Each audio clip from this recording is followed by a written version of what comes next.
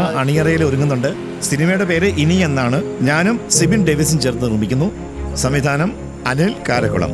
ആ സിനിമയുടെ first look poster പ്രകാശനം ചെയ്യുകയാണ് പ്രശസ്ത സിനിമാ താരം പ്രിയപ്പെട്ട അനുജൻ മുന്ന സൈമൺ വിഷ്ണു ഉണ്ണികൃഷ്ണൻ നൽകിക്കൊണ്ട്.